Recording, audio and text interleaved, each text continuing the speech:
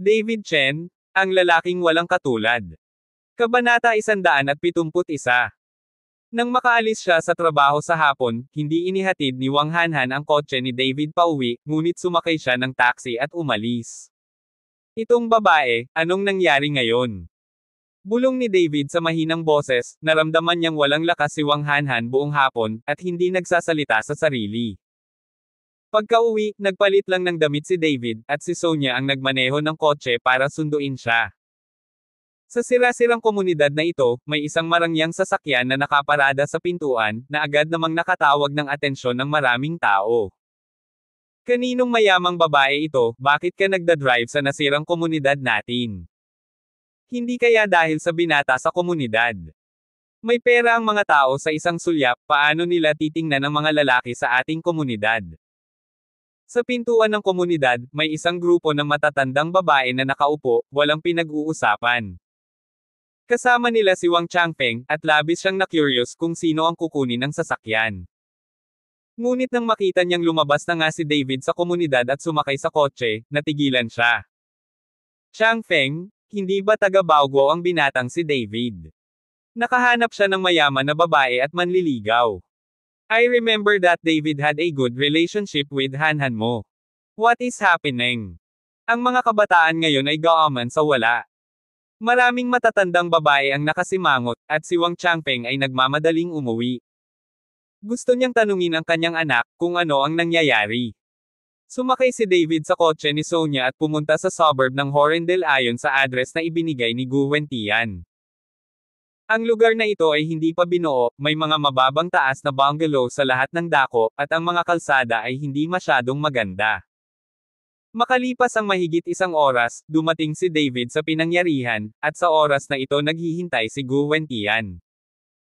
Tumingin si David sa lugar na ito at hindi makapaniwala sa pagkakakilanlan ni Gu Wentian, na may mga kaibigan pa sa ganoong lugar. Ginoo Shen. Nang makitang dumating si David, magalang siyang binati ni Gu Wentian. At sa tabi ni Gu Wentian, mayroon ding isang matandang lalaki na may puting mga templo, ngunit ang aura at pananamit ng matandang ito ay ganap na naiiba kay Gu Wentian. Old Song, ito si Mr. Chen na sinabi ko sa iyo. Napakagaling niya sa medisina. Sabi ni Gu Wentian sa matandang katabi niya. Nang makita ni Lao Song si David, siya ay natigilan saglit, at ang kanyang mukha ay puno ng hindi kapani-paniwalang ekspresyon. Sa kanyang impresyon, ang taong pinarangalan ni Gu Wentian bilang isang ginoo, at may mahusay na medikal na kasanayan, ay dapat na isang matandang propesor, isang matandang eksperto, at iba pa. Ngunit hindi niya inaasahan na si David ay napakabata, nagsasalita tungkol sa isang bata. Lao Song? Lao Song. 2 beses pang sumigaw si Gu Wentian sa nalilitong Lao Song. Oh! Reaksyon ni Lao Song, at nagmamadaling iniunat ang kanyang tuyo at kulubot ng mga kamay, at sinabi kay David, "Hello, Mr. Chen." Nakipagkamay si David kay Lao Song, bahagyang tumango, at nag-hello. Mr. Chen? Nasa bahay ang manugang ni Lao Song, pwede mo ba akong tulungang suriin? Sinabi ni Gu Wentian, hayaang mamuno si Lao Song. At si Gu Wentian ay sumunod kay David ng magkatabi, at kasabay nito ay ipinaliwanag ang kanyang relasyon kay Lao Song. Lumalabas na si Gu Wentian ay sumunod kay Lao Song sa murang edad. Noong bata pa si Gu Wentian, nakatira din siya sa hamak na bungalow na ito. Ilang dekada na ang nakalipas. Nang maglaon, pumasok si Gu Wentian sa paaralan at iniwan ito, at dahan-daang pumasok muli sa mundo ng politika, at kakaunti ang pakikipag-ugnayan sa ilang matandang kaibigan mula sa nakaraan. Matapos magretiro si Gu Wentian, bumalik siya sa Horendel at nakipag-ugnayan sa mga dati niyang kaibigan. Minsan ay gustong tulungan ni Gu Wentian si Lao Song na makaalis dito at bumili ng bahay sa lungsod, ngunit nagatubili si Lao Song na umalis dito. Tapos na ang pagtatanong sa mga Diyos. Madalas uminom ng tsaa ang dalawa at magkausap. Bagamat mas mahirap ang buhay ni Lao Song, namuhay siya ng isang kasiyasyang buhay. Hindi niya kailanman tinanong si Gu Wentian, ngunit ilang araw lang ang nakalipas, natagpuan ni Lao Song si Gu Wentian at gusto niyang ibigay ito ni Gu Wentian sa kanya. Maghanap ng isang sikat na doktor upang gamutin ang iyong asawa. Kabanata 172. Pagkatapos ng lahat, si Guwen Tian ay may malawak na network ng mga kontak at isang magandang mukha, kaya hindi mahirap na makahanap ng isang doktor na may mahusay na medikal na kasanayan, ngunit pagkatapos na marinig ni Guwen Tian ang tungkol sa kalagayan ng asawa ni Lao Song, agad niyang nahulaan na ang asawa ni Lao Song ay hindi dapat maging kasing simple ng may sakit. Kaya hinanap ko si David. Hindi nagtagal, sa patnubay ni Lao Song, dumating si David at ang iba pa sa isang maliit na patio. Napakaliit ng patio, na may 3 bahay na ledrilyo at baldosa. May mga manok at itik sa sulok ng bakuran. May hindi kanais-nais na amoy sa hangin. Amoy. Pagpasok pa lang niya sa bakuran ay bahagyang napangiwi si Sonia at tinakpan ang ilong at bibig. Si Sonia, na bihirang pumunta sa ganitong uri ng lugar, ay hindi nakatiis sa amoy, ngunit walang naramdaman si David. Tutal, 10 taon din siyang tumira sa kanayunan. Pagkalipas ng ilang taon, sinundan ko ang aking ina sa lungsod. Pagkapasok ni David at ng iba pa sa kwarto ay may narinig silang umiiyak na babae sa kwarto sa kaliwa. Nakakatakot ang boses, lalo na. Papatayin kita, ako ang inang Reyna ngayon, at hahatulan kita ng kamatayan. Ang boses ng babae ay umiiyak at nalilito, si Sonia ay namumutla sa takot, at mahigpit na hinawakan ng isang kamay ang manggas ni David, nagsisi siyang sumama sa kanya. Binuksan ni Lao Song ang pinto sa kaliwa at nakita ang isang matandang babae na nasa edad 60, puno ng puting buhok at kulubat na mukha, na galit na sumisigaw. Isang kama lang ang nasa kwarto at wala nang iba, at agad na tumalon ang matandang babae sa kama nang may makitang pumasok. Sino ka? Maglakas loob kang pumasok sa palasyo ko, huhulihin kita. Ang matandang babae ay umungal na nanlalaki ang mga mata. Asawa, naghahanap ako ng magpapatingin sa doktor mo, huwag kang mag-abala. Inaaliw ng asawa ang kanyang asawa noon. Ngunit sino ang nakakaalam na ang matandang babae ay humakbang pasulong at kinagat si Lao Song, at pagkatapos ay tumakbo sa sulok. Hey! Nang makita ito, si Lao Song ay walang magawa. Gaano na ba kayo katagal ng asawa mo? Lagi ba siyang baliw? Tanong ni David kay Lao Song. 7 o 8 araw na ang nakalipas, hindi laging ganito, minsan mabuti at minsan masama, ngunit ngayon ay unti-unti nang nagiging masaya. Sabi ni Lao Song na may malungkot na mukha. Narinig kong sinabi ni Gugu na bumalik ka pagkatapos pumunta sa sementeryo, at ganito ang asawa mo. Patuloy na tanong ni David. Tumango si Lao Song. Oo, palaging sinasabi ng asawa ko na nami-miss niya ang kanyang anak ilang araw na ang nakakaraan, kaya dinala ko siya sa sementeryo upang makita, ngunit sino ang nakakaalam na magiging ganito sa gabi? Mr. Chen, ang anak ni Lao Song ay namatay ilang taon na ang nakakaraan dahil sa isang aksidente.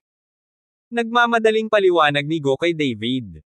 Tiningnan ni David si Lao Song at ang kanyang asawa, at nagkaroon ng pagsabog ng awa sa kanyang puso. Ang mawalan ng anak sa katandaan ay ang pinakamalungkot na bagay. May nangyari bang kakaiba pagkatapos mong pumunta sa sementeryo? Tanong ni David. Saglit na nag-isip si Lao Song, pagkatapos ay umiling, hindi, medyo normal ang lahat, walang nangyari. Mr. Chen, multo ba ang asawa ni Lao Song? Tanong ni Gugu sa mahinang boses. Check ko muna. Pagkatapos magsalita ni David, naglabas siya ng isang bag na may mga hanay ng pilak na karayom sa loob.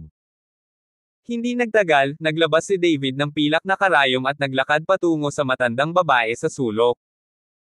Nang makita ito, dali-daling tumayo si Lao Song sa harapan ni David, mag-ingat ka, huwag mong hayaang saktan ka ng asawa ko, hindi na siya kumikilala ng mga tao. Huwag kang mag-alala, walang mangyayari. Bahagyang ngumiti si David. Nang nasa harap na si David ng matandang babae, biglang sumugod ang matandang babae kay David at akmang kakagetin siya. Ang pilak na karayom sa kamay ni David ay tumusok sa leeg ng matandang babae, at ang matandang babae ay natigilan, at pagkatapos ay humiga sa kama na may isang kalabog. Nang makita ito, sumugod si Lao Song at niyugyog ang kanyang asawa. Nang makitang hindi kumikibo ang kanyang asawa, biglang nabalisa si Lao Song, at agad na sinigawan si David, ano ang ginawa mo sa aking asawa? Patay na ba siya? Kabanata 173. Tuwang-tuwa si Lao Song, at tila may gagawin siya kay David. Nang makita ito, nagmamadaling humakbang si Gu Wentian para pigilan si Lao Song. Lao Song, ginagamot ni Mr. Chen ang asawa mo, ano ang ginagawa mo? Huwag kang mag-alala, ang iyong asawa ay namatay at magiging maayos din. Pagkatapos magsalita ni David, umupo siya ng tuwid sa kama at inilagay ang isang kamay sa palso ng matandang babae, at pagkatapos ay isang purong espiritual na kapangyarihan ang inilipat mula sa katawan ni David patungo sa katawan ng matandang babae. Kung multo ang matandang babae, tiyak na pipilitin ng espiritual na kapangyarihan ni David na lumabas ang multo, ngunit sa kasamaang palad, gaano man palakihin ni David ang transmisyon ng espiritual na kapangyarihan, ang matandang babae ay hindi kumikibo at wala man lang reaksyon. Bahagyang kumunat ang noo ni David, maaari ba akong nagkamali? Noong una, akala rin ni David na ang matandang babae ay isang multo, at kailangan lang niyang pilitin na lumabas ang multo, at pagkatapos ay absorb at pinuhin ng mag-isa, ngunit ngayon ay parang hindi na multo ang matandang babae. Mr. Chen. Nakita ni Gu Wentian na walang gumagalaw ng mahabang panahon, at medyo mali ang ekspresyon ni David, kaya mahina siyang tumawag. Sa oras na ito, buong tapang ding tumayo si Sonia sa likuran ni David. Kahit natatakot siya ay curious pa rin siyang makita kung ano ang hitsura ng multo.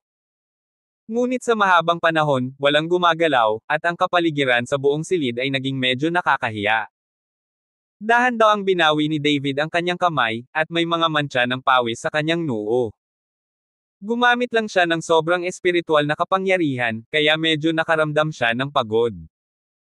Hindi siya naghi-hysterical, iba na ang sinusuri ko. Pagkatapos magsalita ni David, dinampot niya ang pilak na karayom at marahang idinikit sa palso ng matandang babae, at saka dahan-daang pinahit. Hindi nagtagal, halos lahat ng pilak na karayom ay tumusok sa palso ng matandang babae. Maya-maya, inilabas ni David ang pilak na karayom, at sa pagkakataong ito, isang patak ng itim na dugo ang lumabas mula sa palso ng matandang babae. Nang makita ang itim na dugong lumalabas sa matandang babae, nagulat ang lahat, lalo na ang matandang Song, na kinakabahan at gustong magsalita, ngunit natatakot na maistorbo si David. Mr. Chen, anong nangyayari? Medyo nalilito din si Gu Wentian. Paano magkakaroon ng itim na dugo ang isang normal na tao? Ito ay sintomas ng pagkalason. Parang neurological disorder na dulot ng pagkalason, kaya nakakabaliw. Paliwanag ni David. Lason. Natigilan sandali si Gugu, pagkatapos ay tumingin kay Lao Song at sinabing, Lao Song, ano ang kinain ng asawa mo bago siya nagkasakit, paano siya malalason? Kumunat ang noo ni Lao Song at pinag-isipan itong mabuti, saka umiling, wala akong kinain. Pagbalik ko galing sa sementeryo, kumain lang ako ng simpleng pagkain, at kumain na rin ako. Bakit hindi ako nalason? Sa pagkakataong ito, hindi alam ni Gu Wentian kung paano ito ipapaliwanag, kaya't si David lang ang kanyang natitinginan. Tandaan mo, pagkatapos magpunta sa sementeryo ang asawa mo, kumain ba siya o uminom ng kahit ano, kasama na ang mga ligaw na prutas at halamang gamot, o may nahawakan ba siya? Same time na tanong ni David kay Lao Song. Hindi, wala akong ginalaw. Nang sumagot si Lao Song ay umiwas siya ng tingin, at hindi siya nang ahas na tumingin ng diretso kay David. Nang makitang ganoon si Lao Song, alam ni David na nagsisinungaling siya. Dahil ang kabilang partido ay ayaw magsabi ng totoo, kahit na maawa si David sa kanila, walang paraan upang pagalingin sila. Dahil iyon ang kaso, dapat mong imbitahan si Gao Ming, hindi ko makita ang sakit na ito. Inimpake ni David ang mga pilak na karayom at naghanda na umalis. Sa oras na ito, medyo nalilito si Lao Song, at nakita rin ni Gu Wentian na parang may tinatago si Lao Song, kaya't umungol siya kay Lao Song. Lao Song, hiniling ko kay Mr. Chen na gamutin ang asawa mo, pero ikaw pa rin. Balak mo ba talagang mamatay ang asawa mo? Si Lao Song ay mukhang nahihiya, tumingin sa kanyang asawa sa kama, at sa wakas ay nagngangalit ang kanyang mga ngipin, may nakita kami sa sementeryo, at pagkatapos ay iniuwi ito ng aking asawa. Kabanata 174. Ano? Sabay na tanong ni Gu Wentian at David. Isang Ganoderma lucidum, napakalaki, parang ligaw na Ganoderma lucidum, ngunit medyo iba ito sa ibang Ganoderma lucidum. Iniisip ng aking asawa na ang bagay na ito ay dapat na napakahalaga, kaya ibinalik niya ito. Sabi ni Lao Song na may hiya sa mukha. Nasaan ang bagay? Ipakita mo sakin. Sabi ni David.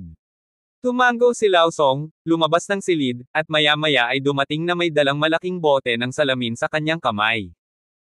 Sa glass bottle, meron talagang nauubos na Ganoderma lucidum, pero itong Ganoderma lucidum ay hindi mukhang halaman. Anong klaseng lingzi ito? Ito ay malinaw na isang tumpok ng bulok na karne. Matapos makita ni Sonia ang laman ng bote ng salamin ay muntik na siyang masuka. Hindi ito bulok na karne, ito ay talagang halaman, tumutubo sa lupa, ngunit parang mga produktong karne. Sa sinabi nito, binuksan ni Lao Song ang bote ng salamin at inilabas ang bagay. Lumang awit, mag-ingat sa lason.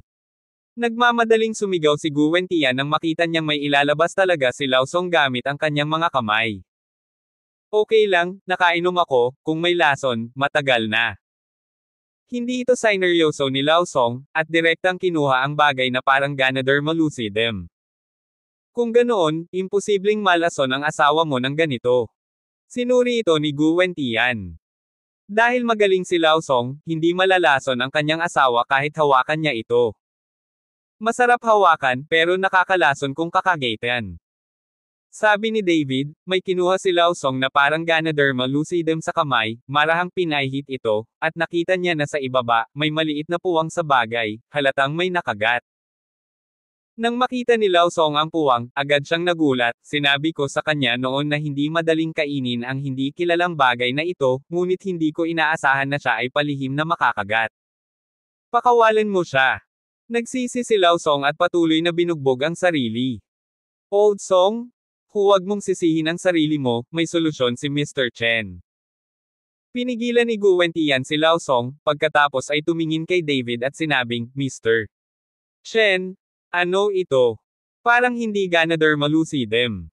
Inabot ni David at kinuha ang lingzi sa kamay ni Lao Song at marahang pinisil iyon. Parang gumalaw ng kaunti ang malalingzi na parang may naramdaman. Ito ay tinatawag na Aconitum meat Ganoderma, kilala rin bilang Ganoderma lucidum. Ang ganitong bagay ay lalago sa mga lugar kung saan malakas ang feng shui at hindi balanse ang labo. Bagamat isa rin itong halaman, ito ay may malahayop na mata at sentido. Sa lahat ng bagay sa labas ng mundo, ang matabang Ganoderma lucidum na ito ay tinatawag na taisoy sa isang mata, at berde sa kabilang mata. Hanggat ito ay lumalaki upang magkaroon ng lahat ng 5 pandama, ito ay magiging Aconitum meat Ganoderma. Ang ganitong bagay ay napakabihirang. Pinili ng mga tao, o kinakain ng ibang mga hayop, iilan lamang ang maaaring tumubo. Napakalaso ng bagay na ito, at lahat ng ito ay gumagamit ng mga bangkay sa ilalim ng lupa bilang mga sustansya, kaya malaki ang tsansa nitong tumubo sa sementeryo. Buti na lang ilang beses lang akong nakagat, kung hindi, kahit na bumaba ang Daloo immortal sa mundo, hindi ito mabubuhay. Huwag mong tingnan. May ilang bagay, at walang halagang panggamot. Kung magbabad ka sa panggamot na alak, natatakot akong mamatay ka. Maingat na ipinaliwanag ni David. Matapos makinig sa mga salita ni David, ang matandang awit ay nanginginig sa takot. Buti na lang dahil may sakit ang asawa niya, wala siyang oras para gumawa ng medicinal wine, kung hindi ay matatapos na siya. Mr. Chen? Ibig sabihin maliligtas ang asawa ni Lao Song. Tanong ni Gu Wentian sa mahinang boses. Tulungan mo ako. Tumango si David, ibinalik ang karne ng Ganoderma kay Lao Song, pagkatapos ay inilabas ang pilak na karayom, at nagsimulang mabilis na itali ito sa asawa ni Lao Song. Pagkaraan ng ilang sandali, nagising ang asawa ni Lao Song, at isang subo ng itim na dugo ang lumabas sa kanyang bibig. Kabanata 175. Ikinaway ni David ang kanyang kamay, binawi ang silver needle factor, at ibinalik ito sa bag ng tela. Sige, manahimik ka na lang ng ilang araw at magiging okay ka na. Sabi ni David kay Lao Song. Asawa, asawa. Nagmamadaling sigaw ni Lao Song sa kanyang asawa. Dahan-daang iminulat ng matandang babae ang kanyang mga mata, at pagkatapos makita ang ilang tao sa silid, sinabi niya na may nalilitong ekspresyon, Old Song, bakit napakaraming tao sa pamilya? O sige, nandito ako para makita ka. Umayos ka na, magpahinga ka na. Nang makitang maayos ang kanyang asawa, masayang sinabi ni Lao Song. Si David at ang iba ay umalis sa silid at pumasok sa looban. Pagkalabas ni Lao Song, diretso siyang lumuhad kay David. Saglit na natigilan si David, at nagmamadali siyang nagtaas ng kamay para hawakan si Lao Song, ngunit hindi siya pinaluhod. Benefactor, salamat sa kabaitan mo, walang pera ang pamilya namin, at hindi namin alam kung paano babayaran ang benefactor. Patuloy na sinusundan ni Lao Song si David para pasalamatan siya. Mula sa pagtatanong sa simula, nagpapasalamat na si Lao Song kay David. Old Song? Wala dito si Mr. Chen para sa pera, kaya hindi mo na kailangang. Hinikayat ni Gu Wentian si Lao Song. Kung dahil sa pera, hindi darating si David. Oo, hindi sila kapos sa pera. Paulit-ulit na tumango si Lao Song, tutal, nakita niyang dumating sina Sonia at David sakay ng mga mamahaling sasakyan, paano naman sila kapos sa pera? Nakahuli ako ng mga manok at itik para kay Mr. Chen at bumalik para nilaga sila. Pinalaki ko silang lahat at hindi ko sila pinakain, sabi ni Lao Song, at manghuhuli siya ng mga manok at pato para kay David. Nagmamadaling huminto si David at sinabing, Tito Song, huwag kang maging walang galang sa akin. Kung gusto mo talagang magpasalamat sa akin, maaari mo ba akong bigyan ng Ganoderma lucidum? Kayang-kaya ko. Natigilan sandali si Lao Song at tumingin kay David na may pagtataka sa mukha, Mr. Chen, hindi mo ba sinasabi na ang mga bagay na ito ay walang medicinal value at nakakalason?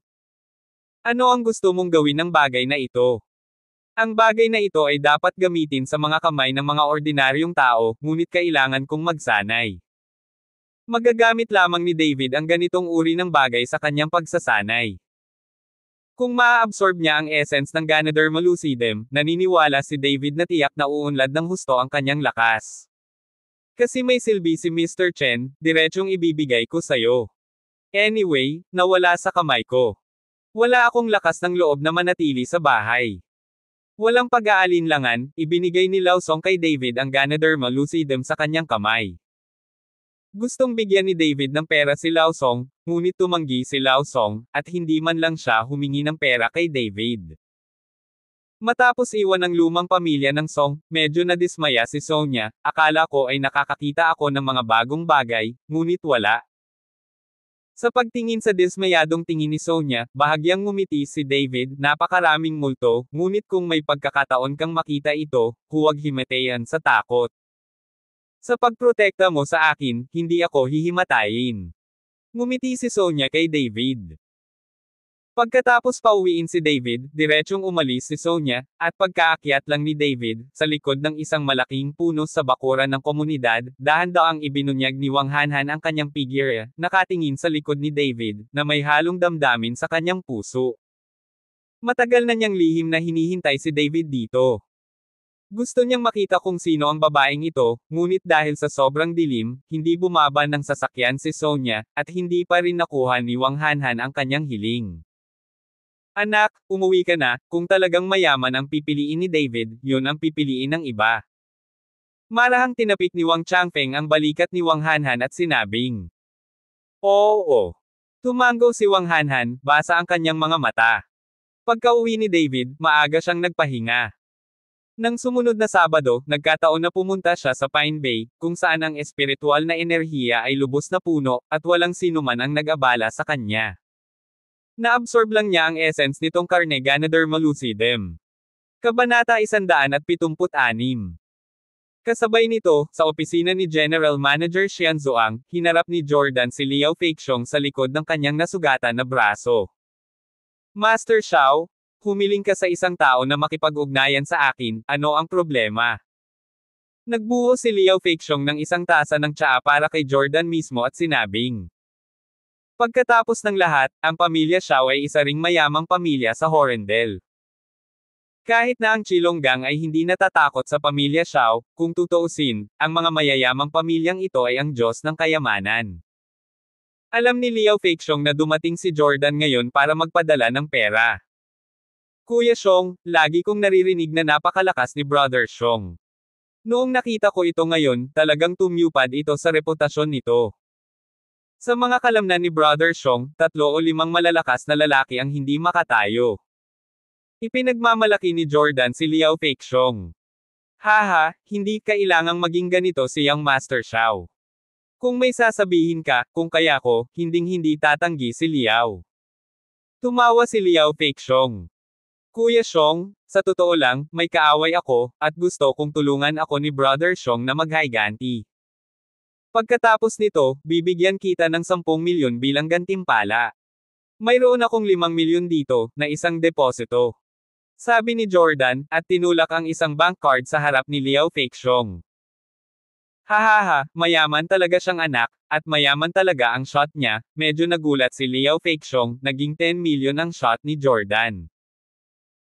Ngunit pagkatapos tumawa ng 2 beses, biglang tumigil sa pagngiti si Liao Feixiong, tumingin kay Jordan na may marangal na mukha at nagtanong, alam kong mabait ang pamilya Xiao kay Lin Chanho, dahil gusto mong maghiganti sa iyong kaaway, bakit hindi mo hanapin Lin Chanho?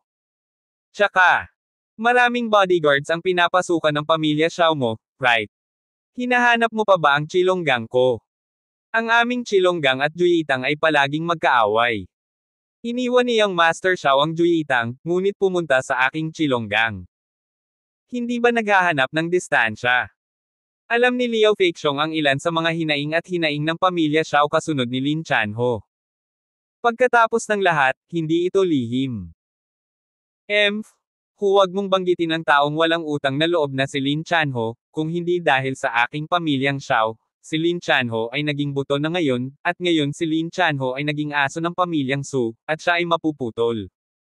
Kasama si Xiao Jiain dati. Nang marinig ni Jordan si Lin Chanho, galit na galit siyang sumigaw, at pagkatapos ay nagsabi, hanggat ang mga bodyguard ng pamilya Xiao namin, hindi ko sila magagalaw, nakikinig lang sila sa utos ng tatay ko, iniisip pa rin ang tatay ko na nagpapagaling na ako. Nasa ospital. Hihihi. Naiintindihan ko. Tumango si Liao Feixiong. Kamakailan lang, talagang sinundan ni Lin Chanho ang pamilya Su ng mas malapit. Ang kalaban ni Young Master Xiao ay hindi ang pangalawang henerasyon ng mga opisyal, tama. Masasabi ko sa iyo na ang ating Chilonggang ay hindi kailanman nakipag-ugnayan sa opisyal ng pamilyang iyon. Kuya Xiong, huwag kang mag-alala, ordinaryong tao lang siya, may kung fu lang siya, hindi siya second generation official. Mabilis na umiling si Jordan. Mabuti naman. Bukas, hihilingin ko kay Ashuay na magdala ng 12 kapatid para hanapin si Young Master Xiao. Paano haharapin ang kaaway, Young Master Xiao? Isipin mo ito. Mahinang sabi ni Liao Feixiong. Kuya Xiong, maaari ka bang magpadala ng mas maraming tao? Kinakabahang tanong ni Jordan nang marinig niyang 12 tao lang ang pinadala ni Liao Feixiong.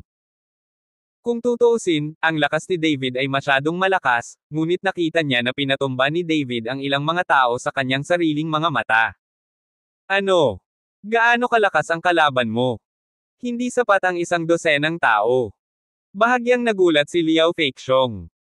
No, hindi naman ganun kalakas, gusto ko lang magdala ng mas maraming tao, di ba mas prestige? Tiningnan ito ni Jordan. Hindi siya nang ahas na sundan si Liao Feixiong para sabihing masyadong malakas ang lakas ni David. Natatakot siya na si Liao Feixiong ay umatras o hilingin sa kanya na magbayad ng higit pa. Okay, dahil sinabi ito ni Mr. Xiao, magpapadala ako ng 30 tao para tumulong kay Mr. Xiao, at sana ay makapagtrabaho tayo ng matagal sa hinaharap. Tumayo si Liao Feixiong at nakipagkamay kay Jordan. Kung gayon, salamat Kuya Bear. Masayang sabi ni Jordan. Pagkaalis ni Sian at Zuang, sumakay si Jordan sa kotse, at hinihintay siya ni Delia sa kotse. Kuya Lei, kamusta? Nag-aalalang tanong ni Delia. Hihintayin kong lumuhad si David sa harap natin at magmakaawa bukas. Tatapakan ko siya at iparamdam sa kanya kung gaano ako kagaling. Malamig ang mga mata ni Jordan, at mayabang niyang sabi.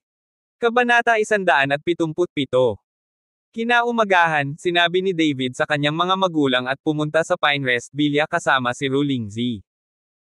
Sa oras na ito, sa pasukan ng Pinecrest Villa area, sina Qui Jiyuan, Sun Xiaoming at Wang Lanlan ay nakikipagtalo sa security guard sa pasukan. Bakit hindi mo kami papasukin? Nandito kami para bumili ng bahay, ganyan ba ang pakikitungo mo sa mga kliyente mo? Malakas na umungol si Sun Xiaoming sa security guard. Napaka-good mood ko. Dumating ako upang makita ang bahay sa Pine Bay. Kung ang komisyon ay bumaba, maaari akong magbayad ng paunang bayad dito. Kahit hindi ako makabili ng villa sa bundok, pwede akong magpahiram ng bahay sa paanan ng bundok. Pero sino ang nakakaalam na pagdating nila dito, hindi sila pinapasok ng security na ikinagalit ni Sun Xiaoming. Kung bibili ka ng bahay, maaari kang pumunta sa sales office sa tabi ng pinto. Hindi ka makapasok maliban kung ikaw ang may-ari. Walang ingat na sinabi ng security guard kay Sun Xiaoming. Paano tayo makakabili kung hindi tayo papasok para makita ang uri ng bahay? Nagtatalo pa si Sun Xiaoming. Kung gusto mong makita ang bahay, dalhin mo sa tindero, hindi ka pwedeng pumasok mag-isa. Ito ang patakaran natin. Hinarang pa ng security ang pinto para hindi sila makapasok. Xiaoming, kalimutan mo na ito, pumunta muna tayo sa sales office, at pagkatapos ay dalhin ito ng tindero. Hinailan ni Qui Jiyuan si Sun Xiaoming at sinabing. Kahit nagalit din si Qui Jiyuan, hindi siya nang ahas na gumawa ng gulo. Ito ang Pine, ang pinakamahusay na komunidad sa buong Horendel. Lahat ng malalaking tao ay nakatira dito. Siya ay isang maliit na manager ng departamento, ang lakas ng loob niyang gumawa ng gulo dito. Nang makita ito, tinitigan lang ni Sun Xiaoming ang security guard at sinabing, Teka, kapag ako na ang may-ari, papaalisin ka muna ng property manager. Umalis ang tatlo ni Qui Jiyuan at pumunta sa sales office, ngunit minisyon ng security guard, ano, akala mo talaga ikaw. Hindi nagtagal pagkaalis ni Qui Jiyuan at ng iba pa sa pinto, si David ay nagmaneho, ang kanyang second-hand na Chang'an. Nang makita ng security guard mula sa malayo ang sasakyan ni David, agad niyang ikinaway ang kanyang kamay bilang hudyat na huminto si David. Ang mga security guard na ito ay matagal nang nagtatrabaho sa Pine Bay, at hindi pa nila nakikita ang mga may-ari na nakatira dito, at ang ilan ay nagmamaneho pa ng mga sasakyang Chang'an. Hinihinto ni David ang sasakyan, at isang security guard ang sumugod, na gustong itanong kung ano ang ginawa ni David. Ngunit nang ibaba ni David ang bintana ng sasakyan, natigilan ang security guard nang makita niya si David. Medyo natagalan bago mag-react, Mr. Oo nga pala, Chen, sorry talaga. Dati nakatira si David sa villa sa tuktok ng bundok. Dapat mong malaman na ang villa ang pinakamahal sa buong Pine Bay, kaya kilala ng mga security guard na ito si David. Lahat tama. Bahagyang ngumiti si David. Hindi nagtagal, kinawayan ng security guard ang kanyang kamay, bilasan mo at buksan mo ang pinto, Mr. Chen. Nang marinig ng security guard sa pinto na si David iyon, mabilis niyang binuksan ang pinto. Nang dumaan si David, sumugod ang mga security guard para sumaludo. Ngunit nang papasok na ang sasakyan ni David sa pintuan, biglang sumugod ang isang pulang Maserati sa harap ni David, na sinubukang lampasan si David at pumasok sa komunidad. Nabigo si David na magpreno at direktang tumama sa likuran ng Maserati, na ikinatulala ng ilang security guard. Wala ni isa sa kanila ang nag-isip na may biglang hamarang na sasakyan at isang car accident ang nangyari. Ito ay nasa pintuan ng komunidad. Kapag nangyari ang ganoong bagay, ang mga security guard na ito ang may pananagutan, kaya ang mga security guard na ito ay galit na nakatingin sa pulang Maserati. Paano ka nag-drive? Isang sirang kotseng Chang'an ang nangangahas na saktan ang kotse ko. Alam mo ba kung magkano ang halaga ng kotse ko? Isang babaeng may suot na salaming pang-araw at nakaistilong straw hat sa kanyang ulo ang lumabas sa kotse, pinanood ang kanyang pinakamamahal na sasakyan na bumagsak, at sinumpa si David. Kabanata 178. Noong una, gusto ni David na lutisin ang bagay ng mahinahon. Kasalanan ng kabilang partido. Naabutan pa niya ang sasakyan sa isang lugar na parang community gate. Obvious naman na bigla kang pumunta sa harapan mo, bakit mo ako sinisisi kung bakit mo ako nabangga sa sasakyan mo? Tanong ni David sa babae. Ano? Sinira mo ang Chang'an, anong nasa pinto? Pwede ka bang pumunta sa lugar na ito? Ang babae ay tumingin kay David ng may paghamak, at pagkatapos ay sumigaw sa ilang security guard, "Kumusta kayong lahat na nanunood? Maaari bang ilagay ang ganitong sasakyan sa komunidad? Ito ay masyadong nakakahiya para sa ating komunidad, at ito rin ay nakakasira sa mukha ng ating mga may-ari." Napatingin naman ang ilang security guard sa mayabang na babae at hindi naglakas loob na magsalita. Sa bagay, security guard naman sila at hindi kayang i-provoke ang babaeng nasa harapan nila. Tiningnan ni David ang mayabang na tingin ng babae at gusto siyang sampelan ng 2 beses, ngunit naisip niya na kailangan niyang magmadali sa pagsasanay at ayaw niyang mag-aksaya ng oras, kaya sinabi niya sa babae, "Sabihin mo sa akin kung magkano ang halaga nito. Wala akong oras para kausapin ka dito." Nang makitang medyo naiinip pa si David, agad na nagtaas ng boses ang babae at sinabing, "Alam mo ba kung magkano ang halaga ng kotse ko? Ito ay higit sa 2 milyon. Kung tamaan mo ito, hindi ito maaayos ng walang 10 o 200,000 yuan. Hindi sapat ang bayad ko sa sasakyan. Huwag ka ngang magsalita ng kalokohan, sabihin mo lang ang numero." Bahagyang kumunat ang noo ni David. "Naglakas loob ka bang sabihan ako ng kalokohan? Maniwala ka man o hindi, matandang babae." Gaya nga ng sabi ng babae, itinaas niya ang kanyang kamay at gusto niyang sampelan si David, ngunit hinawakan ito ni David at sinampal sa mukha ang babae. Lumipad palabas ang babaeng may suot na salaming pang-araw, at pati ang straw na sombrero sa kanyang ulo ay lumipad palabas, na ikinagulat ng mayabang na babae.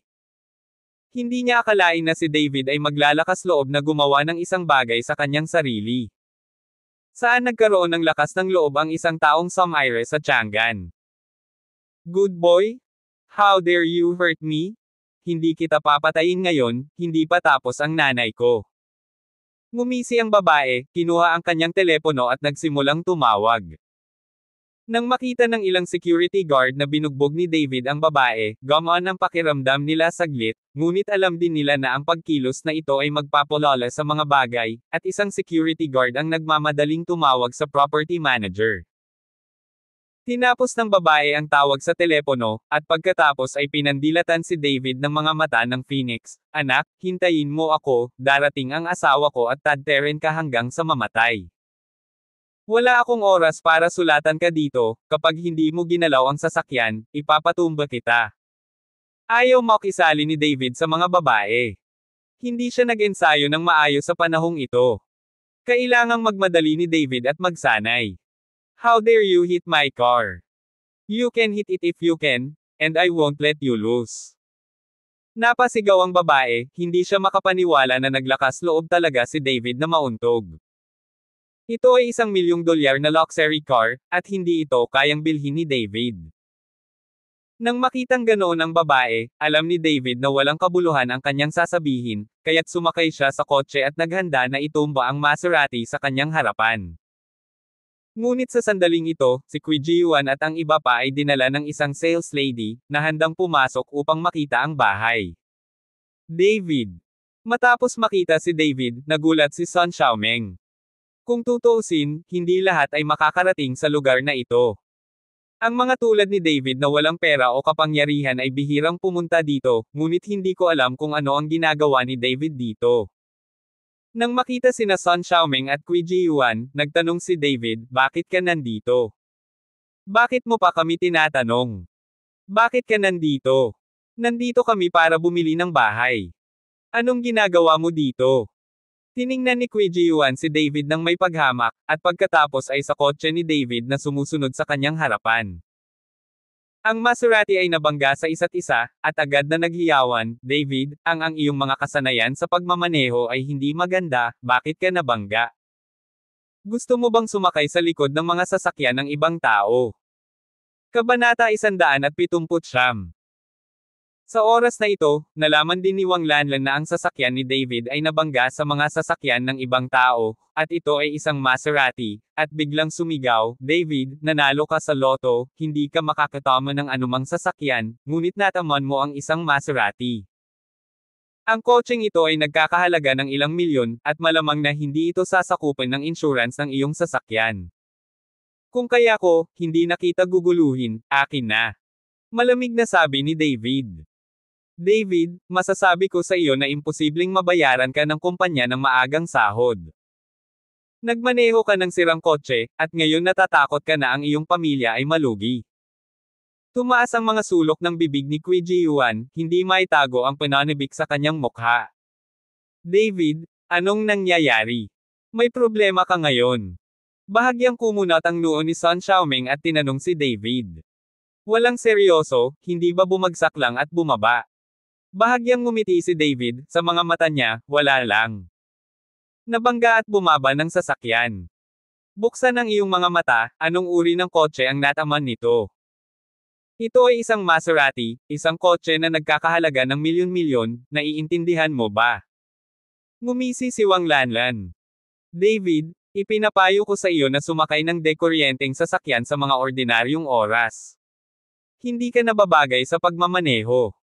Kung nataman mo ang isang Maserati ngayon at isang Porsche bukas, kahit na ibenta mo ito, hindi mo ito kakayanin. Same time na pinasigla ni Qui Ji-yuan si David, ngunit ang kanyang mga mata ay puno ng mapaglaro. Sa pagkakataong ito, nakita ng babae sa kabilang panig na tinutuyan ni Qui Ji-yuan at ng iba pa si David, at lalo siyang kumbinsido na si David ay isang walang kwentang tao na walang kakayahan, kaya sumigaw siya, anak, hindi ba? Loko! Tumagilid ang sasakyan ko, kung may kakayahan ka, masagasan ka. Gin-icing ng babae si David, patuloy na gin-icing si David. Si David ay masyadong tamad na makipag-usap sa kanya ng walang kaparirikon, kaya siya ay sumakay sa kotse at planong itaboy ang Maserati. Baliw ka David, bumaba ka dito. Hinawakan ni Sun Xiaoming si David at sinabing, alam mo ba kung magkano ang halaga ng kotseng ito? Kung mahilig ka, kahit na mawalan ka ng pera, hindi mo maibebenta ang bahay. Hindi gustong alagaan ni Sun Xiaoming si David, ngunit kapag nangyari ito sa isang malaking bagay tulad ng Maserati, hindi maiwasang magtanong ni Sun Xiaoming, aabutin ito ng malaking pera. Pahiram ng pera. Xiaoming, anong pakialam mo sa kanya? Ang galing niya di ba? Hayaan siyang matamaan, at kung hindi niya kaya, hayaan siyang makulong, gayon pa man, hindi tulad ng hindi niya ginawa ito. Malamig ang mukha ni Qui Ji-yuan, at labis siyang nalungkot sa pagpigil ni Sun Xiaoming kay David. Kung matatamaan ka talaga, milyon-milyon ang aabutin mo. Hindi biro to. Kahit ibenta ng pamilya David ang bahay, hindi nila ito kayang bayaran. Ano ang ipapagawa mo sa mga magulang niya? Pinandilatan ni Sun Xiaoming si Qui Ji-yuan at sinabing. Bagamat hindi gusto ni Sun Xiaoming si David, at hindi masyadong gusto ang pamilya ni David, kung tutuusin, sa kanyang puso, ang pamilyang David ay tumitingin lamang sa yaman ng kanyang pamilya, at sadyang lumapit sa kanya upang paboran siya. Ngunit hindi ibig sabihin na gustong sirain ni Sun Xiaoming ang pamilya ni David. Nang makita ni Qui Ji-yuan na talagang pinuprotektahan ni Sun Xiaoming si David, puno ng galit ang kanyang mga mata. Sinulyapan ni David si Sun Xiaoming, at ang kanyang opinyon kay Sun Xiaoming ay nagbago ng malaki sa kanyang puso. Ang Sun Xiaoming na ito ay mukhang hindi naman masama kung tutuusin. Sa sandaling ito, dalawang van ang mabilis na dumating, na sinundan ng isang dosenang o kaya mabisyo malalaking tao na may mga stick sa kanilang mga kamay. Husband, tumakbo ang babae patungo sa isang lalaking nakasuot ng sportswear, at pagkatapos ay mapang-akit na sinabi, asawa, may nanakit sa akin kanina, tingnan mo ang mukha ko. Ang lalaki ay tumingin sa mukha ng babae, at biglang nagalit, ang kanyang mukha ay nanlamig at sinabi, sino ang bumugbog sa aking asawa, tumayo ka para sa akin. Kabanata 180. Dalawang hakbang pasulong si David, nataman ako. Sumulyap ang lalaki kay David, pagkatapos ay tumingin kay Qui Ji-yuan at sa iba pang nasa likuran ni David, at malamig na sinabi, anak, lumuhod ka sa harap ng aking asawa upang humingi ng tawad, baka mailigtas ko pa ang iyong buhay, kung hindi, iilan lamang sa ikaw, Don. Huwag mong subukang tumakas.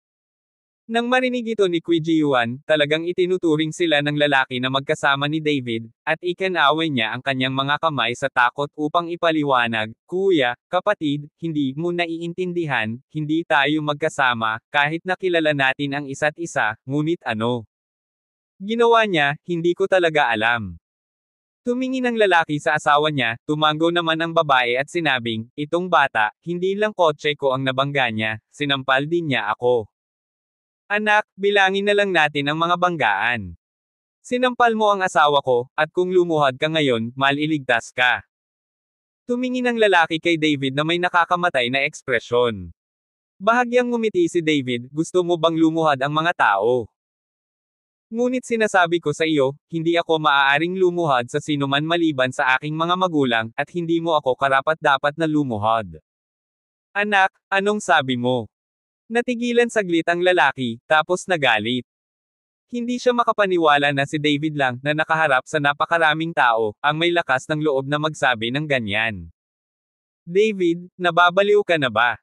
Nililigawan mo si kamatayan. Malakas na pinagalitan ni Sun Xiaoming si David.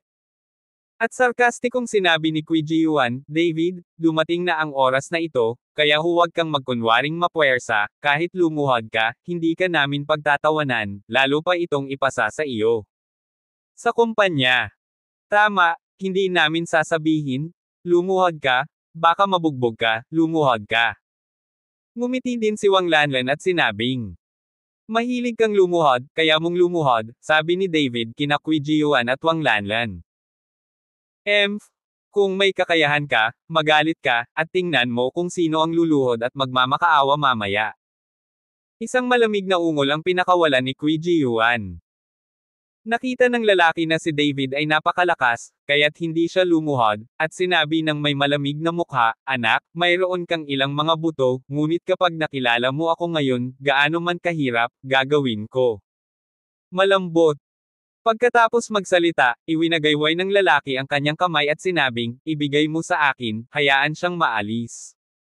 Hindi nagtagal, mahigit 12 tao ang sumugod kay David.